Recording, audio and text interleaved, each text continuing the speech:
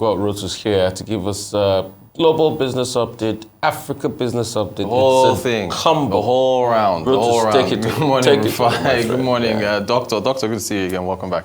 Good morning to all our viewers. I think we'll start with Africa. The monetary policy rates was the MPC, Monetary Policy Committee of the Central Bank of Nigeria, surprised the markets. There you see it, 15.5%, 150 basis point increase from 14%. This is the third increase in a row. Before this, analysts were saying probably it would be a 50 basis point increase, but the central bank stressed that inflation pressures were what pushed them to make this decision. So let's take a listen to the governor of the Central Bank of Nigeria.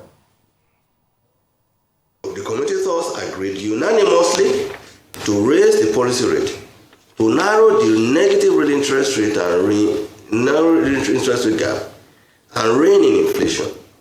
Committee thus voted unanimously to raise the MPR.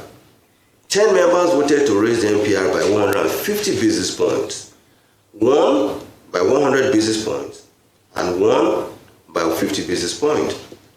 10 members voted to increase CRR by 500 basis points, while 2 members voted to increase it by 750 basis points.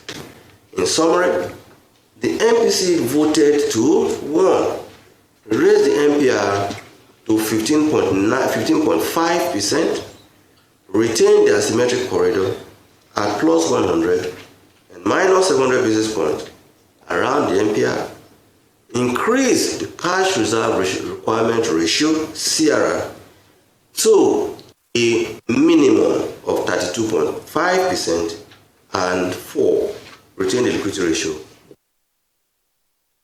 So if we look at those metrics that he talked about, particularly the cash reserve ratio, which is supposed to be domiciled with the central bank as part of what the banks hold. So basically out of every 100 Naira, 32 Naira 50 kobo needs to be held with the central bank. Now, if you add that, well, this is what I personally do. One economist was challenging me on WhatsApp a few minutes ago. But effective CRR in my books, if I add the cash reserve ratio to the liquidity ratio, which is also in terms of what has to be held, that's 62.5%. So that's a lot of strain on funds that could be lended out. But the central bank governor gave his reasoning for why they are increasing CRR in terms of addressing liquidity concerns. Let's listen to him on that front. We have increased the CRR, and we expect that this decision at this meeting must be seen to be potent and must achieve the effect that the MPC thinks it should achieve. This message is meant to underscore the fact that MPC says this decision, this very aggressive decision to rein in inflation must yield result. We do not want to face Nigerians in the next few months and we begin to take the blame for not being able to rein in inflation in spite of all the rates that we have raised. So we have decided to adopt a two-pronged approach. Increase NPR, so policy rates, so we want to see interest rate go up, and 2, CRR going up because we must mop liquidity effectively out of the vaults of the banks. Boston Omofaya yesterday, our host of the Arise Exchange, 7 p.m. Monday through Friday, West African time, was saying that this was, he made the interesting point that this was a move to also checkmate politicians, because you know that, as you just said, the games have begun. So there's going to be a lot of liquidity because of quote-unquote electioneering running around. So that was also there. But if you look at, inflation, just to remind ourselves, I think let's skip to year-on-year inflation. That's also, 20%. Is this going to work? Now, inflation has continued to rise, even though this is the third rate hike in a row. The thing here is that in addition to inflation, there's also the pressure on the currency. The Monetary Policy Committee can only do what they can do, and that is to try and check as much as they can the amount of liquidity that would be chasing FX, which has been putting pressure on the Naira. We do know, and I know what Rufai is going to say when he speaks about the structural issues that are pushing inflation in terms of cost push. Even Doctor has also made that point several times as well. But, if the three of us represent the three arms of government at this table, and I am, or Rufai or Doctor, one of you is the monetary side, you will just do what you can. The point here is that I think the takeaway for me is that the fiscal side of the equation still has to step up. Because when you think about the issue with insecurity and farmers not being able to get to their farms to produce, when you think about the lack of power with perishable food items that spoil before they make it to markets, the bad roads that do not allow items to make it to the markets quickly enough, the fiscal side has to do what it can to assist the monetary. Let us not forget, as we look at those inflation figures, it was the fiscal side that closed the borders in August of 2019 that led to the initial spiral of inflation before COVID happened and before the Russia invasion of Ukraine. And then there was that Minister of Agriculture said we'll lock the borders and throw away the key and stuff like that. So, there's only so much that the Monetary Policy Committee can do to try and rein in inflation. So they've done their job. The other side is for the fiscal authorities. Whether this catches up with inflation, again, on evidence remains to be seen. We'll see though with this that CRR increase though, that should constrain it. Now, what does it mean for you and I, for those that are watching? Your borrowing costs are going to go up. Most likely, banks will send you letters if you have loans telling you your loans are being repriced upwards, because most of our loans are floating rate loans, not fixed rate loans. So again, this is meant to cool demand. Again, on the demand side, if borrowing costs go up and things get more expensive, people will theoretically demand less for items, which should bring prices down. But we know there is a supply side of this equation, which is where you have to bring the fiscal folks in. We move to Kenya. The county of Nairobi City County, has decided to end permits for filming and photography. They did this to celebrate International Tourism Day. Let's listen to the governor of the Nairobi City County, Johnson Sakaja. Watu wa creative economy, kwa muda mrefu watu wa kupiga picha walikuwa wananyanyaswa. Tumesema na watu wa inspectorate wako hapa, enforcement. Kijana mmoja akipiga picha na kamera, aweke kwa social media, apate advertising, asishikwe. Wacha afanye kazi yake. The freelance photographers, some of these rules are colonial. Ati wafaa kupiga hii picha, piga, kwani picha itafanya nini? Pigeni picha. So we have waived all business permits for freelance photographers and filmmakers in Nairobi, and on top of that, all the fees they are charged per day, wakipiga picha na wakifanya hizo vitu, nimezifutilia mbali, so that we can build our economy. We're in discussions with His Excellency the President on how we can zero rate musical instruments, mambo ya studio, tunataka studio kila mtaa. Simona mimi nilikuwa msanii. So pia wasanii lazima mjue, the Bible says that talent of yours is what will bring you before kings. That talent is God who has given it to you. So that talent must be able to feed you. You must live off your talent. In many countries, the richest people are the musicians and the sports people. Here too is the other way around. So we must make sure that we change that and give you an opportunity. Countries, the richest people are the sports people and the entertainers, or he says it's the reverse. So William Ruto he's moving. The process to get a film permit or photography permit in Nairobi City County is just one long list of hurdles where you have to go and get a permit from one particular county, get a letter to the police. They give you the letter, you take it back, they now tell you to go and pay somewhere else. It's just long and lots of hurdles. And they did this on International Tourism Day because tourism, in addition to sales of tea and horticulture, are three of the top foreign exchange earners for Kenya. And so what Ruto is saying and what the Governor Sakaja is saying is that the creative economy must grow in order for them to reach. So if you reduce the hurdles, you reduce those business permits, you put more money in the pockets of creatives, they can buy more equipment, they can hire more people to do all this filming.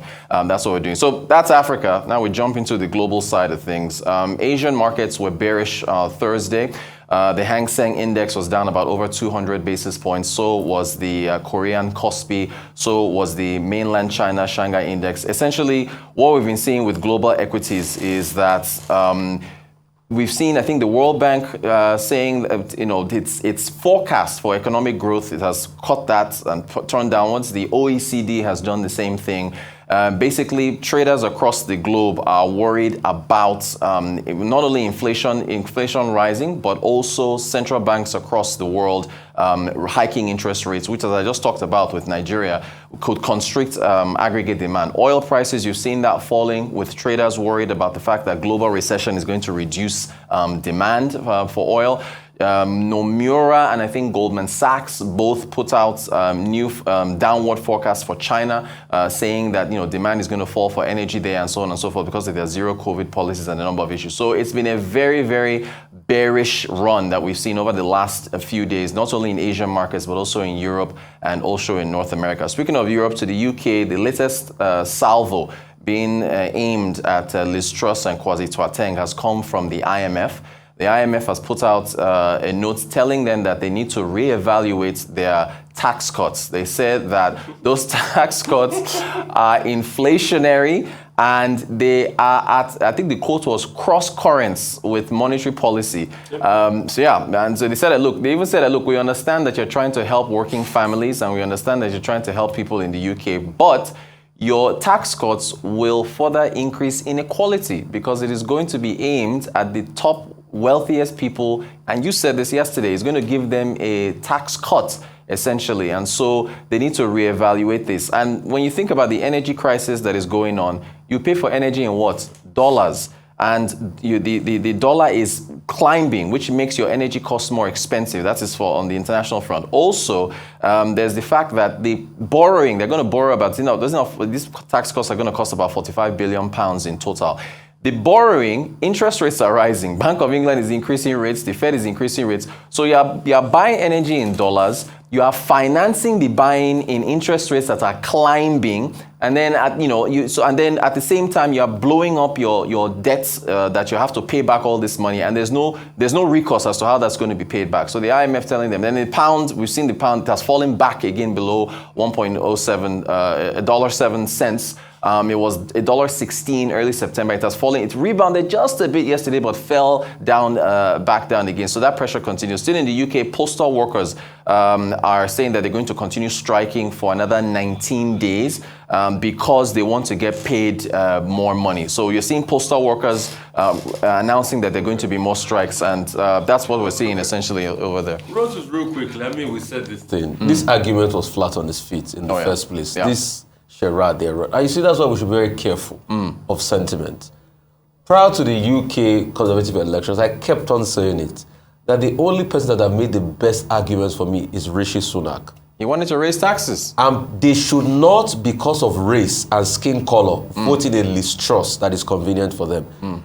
They denied that man his clear arguments because of sentiment, and you can see it has backfired now. In a major way. Truss has put that country in a quagmire. It's all-time low. And guess what? I predict, Rotus, if you give me $1 billion today, $1 billion, I will have a run on this pound sterling. Yeah, there's a hedge fund that made some money off it. Everybody is having a run on it. If you give me free $1 billion, I will make $2 billion for you on this pound sterling. It's just 92 all over again. Yeah. I'm feeling like George Soros this morning. I will have a run. You know what's happening? People are betting really hard against the pound. Yesterday, Michael Wilson was saying, oh, why are they only looking at the pound? Why are they not looking at other currency, euro and everything? I'm like, once people smell blood, they go for it. Yeah. It's just like a shark. It's seen blood. Give me $1 billion, I'll bet on this pound. It's weak. The other day, I missed out on the conversation in the last 2 days. Yeah. Michael Wilson was saying on this program that any policy is a gamble. But this one is beginning to look like a gamble on a horse race. And both the Prime Minister and Kwasi Kwarteng appear to be losing their bets. The pound sterling is sinking, okay? Sinking so badly that at the Liverpool conference of the Labour Party, Keir Starmer, was boasting that, look, we'll take your future back from these people who have destroyed it. The only person still standing by Truss and Kwarteng is probably Lord Frost, who is saying that, oh, okay, look, IMF should shut up. But it's most unusual for the IMF to talk to a developed country in the manner in which they have done so in the last 24 hours. So the relevant question is, will Liz Truss, will she fight back? Mortgages are going up. Hardship is, increasing. Inequality is increasing. Poverty is staring everybody in the face in the United Kingdom. So it will appear that Kwasi Kwarteng and Liz Truss simply failed economics 101. And perhaps there will be a lesson there, for persons in other parts of the world. Even the Bank of England, the chief economist, Wuspio, is saying that the pill that has been applied by Truss and Kwarteng is the wrong pill. It's a kind of pill that will kill the patient, and that's the crisis that they face in the United Kingdom at the moment. That's about that. Let's come home. Yes, the Monetary Policy Committee meeting that met. Yes, they have increased MPR, which is the rate at which the central bank lends to the banks. It's now 32.5. No, 15.5 is the benchmark rate. 32.5 is CRR. MPR is now 15.5. 15.5 from 14%. In May, okay, 150 basis points, right? Then CRR to mop up liquidity. That has also been increased from 27.5 to 32.5%. Okay, it follows a fashion. The tightening that has been adopted by the CBN MPC is expected. It follows the fashion, what we have seen in the US, what we have seen in the UK, South Africa, the Philippines, Indonesia, everybody raising rates. But why other people raise rates in other parts of the world? Why is it that it never works in Nigeria? Well, so the key question to ask, because the CBN governor was very optimistic yesterday, he was saying that by November, December, he expects a deceleration in inflation rate. Is his optimism well placed? Are we going to witness that deceleration? Or the optimism is misplaced? Because increasingly, UK is beginning to look like Nigeria. The same policies that have been adopted in the UK that have not worked, we are following after a fashion. Here in Nigeria, that policy has not worked. So highest tightening of rates in 20 years, in Nigeria. What do we expect? If you look at the analysis that has been done by Nairametrics says higher inflation, higher interest rates, higher borrowing costs. Even the foreign exchange regime will be disrupted.